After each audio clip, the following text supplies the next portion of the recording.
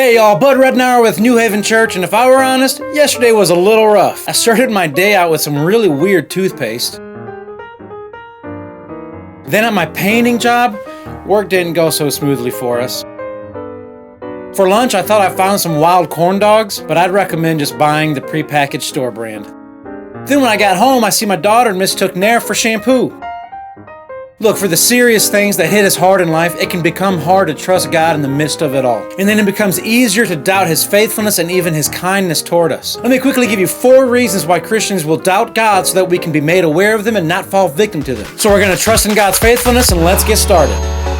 Number 1. We've forgotten the schemes of the devil. We forgot how the devil works. What were his very first words in the Bible? Genesis 3 verse 1. He said to the woman, "Did God actually say you shall not eat of any tree in the garden?" Did God really say that? The very first thing he did was to get Eve to doubt God's word. The devil is actively trying to get you to doubt and to question the faithfulness and goodness of the God of the Bible. So don't forget, he will work overtime to get you to question God like he has been doing from the get. Number 2, our emotions are speaking louder than God's word. How many times do we give in to impulsivity and react based on how we feel at the time? Galatians 5:22 and 23 says, "But the fruit of the Spirit is love, joy, peace, patience, kindness, goodness, faithfulness, gentleness, self-control." Self-control. Rule over your emotions and resist the temptation to listen to your feelings, which will only lead you to doubt God's word. If you're doubting God, do a self-check to see where you are emotionally, then do another check to see if you're thinking biblically. Are you emotionally charged or biblically confident?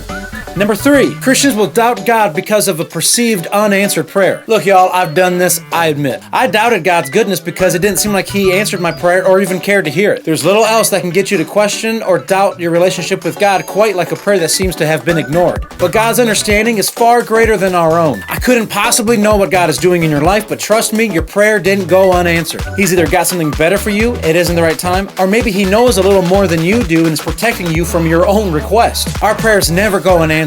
Sometimes we just get an answer that we weren't expecting or hoping for. Regardless, we cannot let God's unexpected responses lead us to doubt His faithfulness. And then lastly, the 4th reason why a Christian may doubt God is that they have an incorrect view of the God they worship. Look, this is why a deep understanding in theology is so important. If we're only getting emotionally pumped up and charged with sermons on Sunday morning that deal with self-love and self-care, then we're not getting armed with the tools that we need to stand strong in the midst of the storms of life. So we doubt God because we are ignorant of God, and we doubt God due to a shallow view of God. We need to dive deep in the Word, get under biblical teaching, and seek diligently after God to help straighten out our view of Him.